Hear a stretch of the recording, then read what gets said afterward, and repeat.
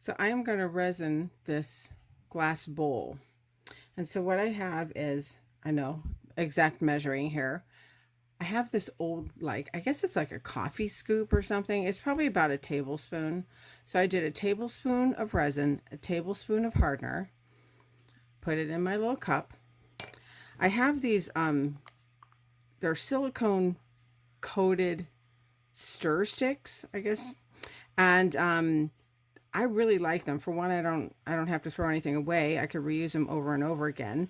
They said that they would make less bubbles. I'm not sure if they totally do, but maybe a little bit. And so another a little tip that I had seen was when you pour your resin, especially because I'm not pouring a lot of resin, we tend to want to stir it this way, and that definitely creates more bubbles. So I saw this video, and I'm sorry I can't remember who it was by, but they were talking about when you stir it, to stir straight back and forward, like just back and forth like this. So what I do is I'll do that, and I just turn the cup,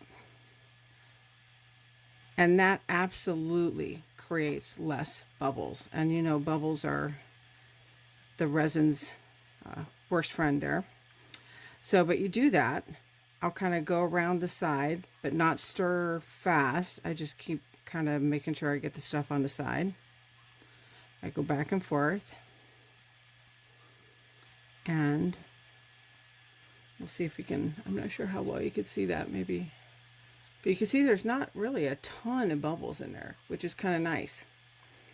Now for the bowl, I could like put my glove up, you know, I could put my other glove on and I could just pour it in there and smear it. I'm only doing the inside. I could smear it with, you know, the resin, but knowing me, I'd probably, because I'd have it all over my hands, then I wouldn't be able to pick it up. I wouldn't be able to do anything. So it just seems like it's kind of a recipe for disaster there, because I don't want the resin on the outside. And because this is not a food type dish, I really could just let it set and, you know, cure on its own for 3 weeks, and I'm sure the paint would be just fine. But there's just something about that resin. So there you go. Anyway, so what I'm going to do is I have my resin. It was a tablespoon of each, and I'm going to take just a foam brush and I'm going to brush it on. With the brush, I have a lot more control because I can get to the outside without dripping, hopefully. And I definitely just feel like I have a lot more control with that. So what I'm going to do is just pour it on.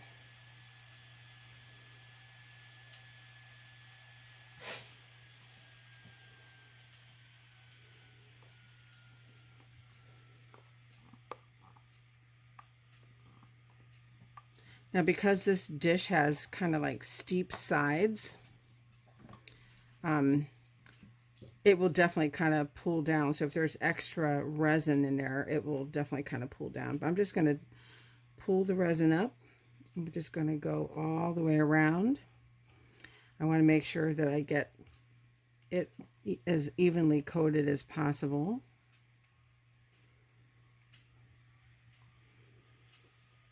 And what's nice with this is it will protect the art. And so it almost gives it like a glassy finish and over the paint, which is kind of cool because, you know, it is a glass dish, so it kind of will really look nice.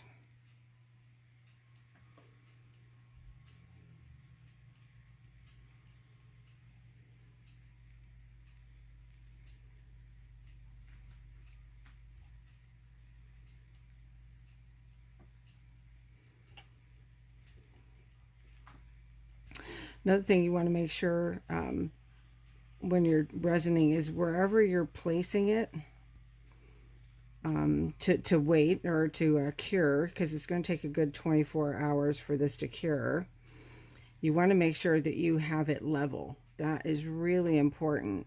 Some things like something like this you might not as, you know, tell as easily, but something like a Lazy Susan, if it's not level, you'll see that the resin is higher on one edge than another, and it could be very noticeable. So you want to get, the only way really is that old-fashioned level, but get a level out, make sure where you're placing it is going to be level, and not just the place you're placing it, but make sure the piece itself is. So once I know that where I'm placing it is level, I will put the piece in there, and I will take the level and then make sure that the piece is level.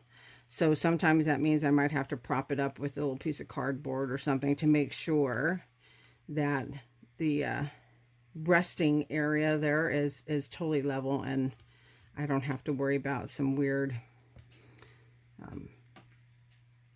the resin being kind of too thick in one area and not thick enough in another.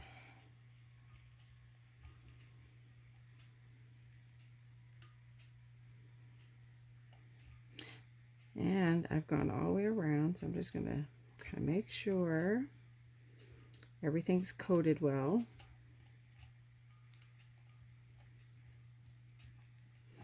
I don't know how well you can really see it, but in some of this I can see where the bubbles are, so we'll definitely be using a torch on that.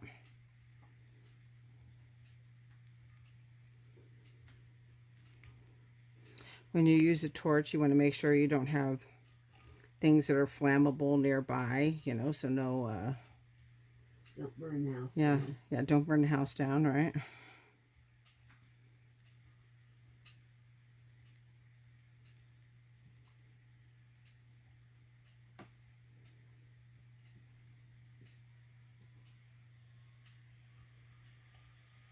Okay, have my handy dandy torch. And I have this sitting on a little Lazy Susan, which makes it really nice and easy to turn.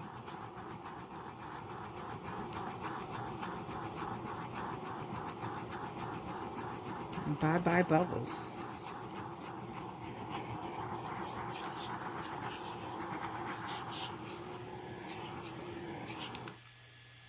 And it looks pretty good to me. You always want to kind of give it that last look. I can't tell you how many times I've thought I've gotten any kind of stray anything out, and then later come back to find that random cat hair or something. So you just definitely want to make sure you get everything and check it out, and it looks pretty good. And there you go. So that is how you resin a glass dish. I'm going to go set it in its little place. It's going to sit there for 24 hours, and then it'll be done. Yay!